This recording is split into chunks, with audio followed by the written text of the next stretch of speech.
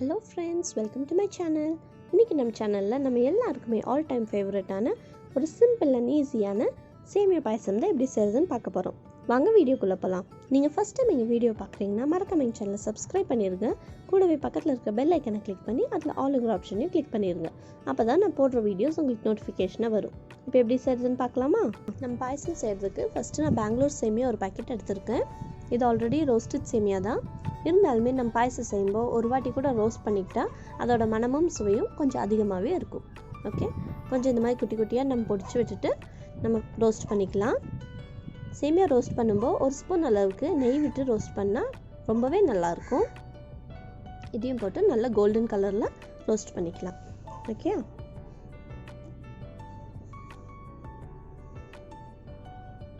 இப்போ பாருங்க நல்லா கோல்டன் கலர் ஆயிடுச்சு. நான் 1/2 லிட்டர் அளவுக்கு காய்ச்சின பால் ஊற்றுறேன்.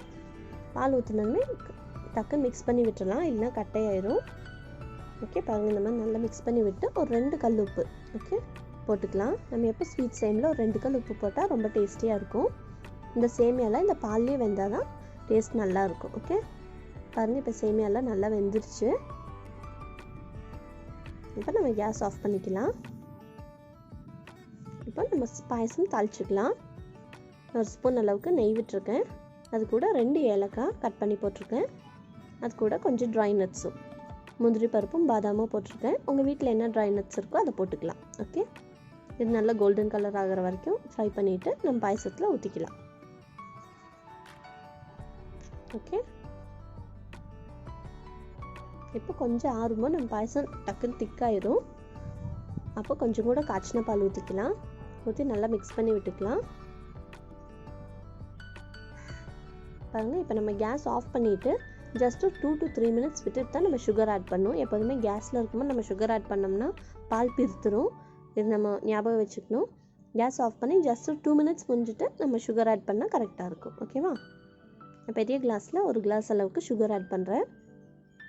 இந்த சுகர் கரெக்டாக இருந்துச்சு. ஓகே, சுகர் ஆட் பண்ணி நல்லா ஒன்று மிக்ஸ் பண்ணி விட்டுக்கலாம்.